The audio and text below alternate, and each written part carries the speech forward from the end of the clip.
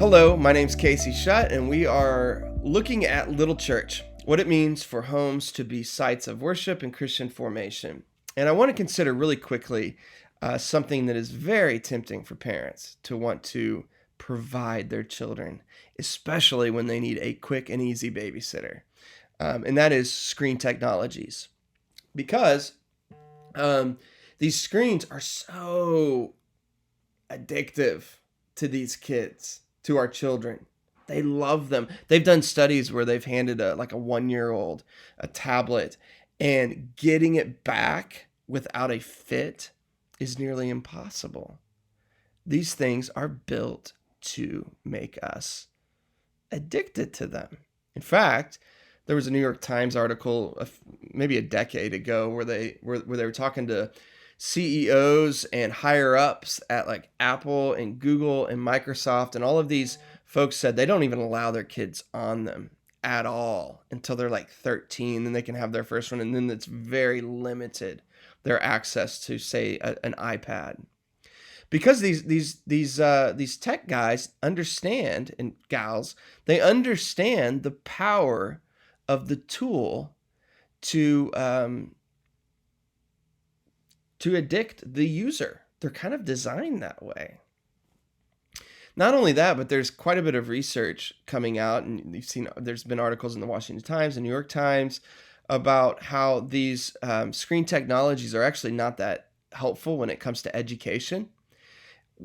Reading levels have plummeted at the exact rate that computer technologies have increased in schools.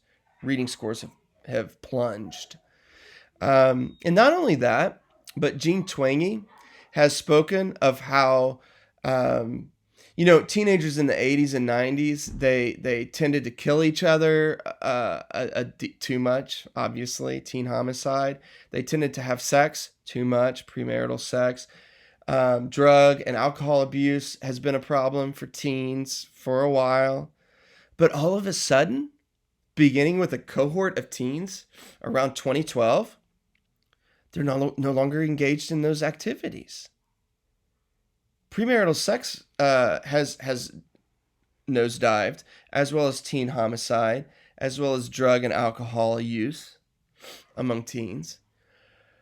But, however, the depression among teens has skyrocketed, and teens are far more likely to kill themselves as a result. And Twenge's suggestion or thought is that a lot of this might have to do with screen technologies that our teenagers are on quite a bit.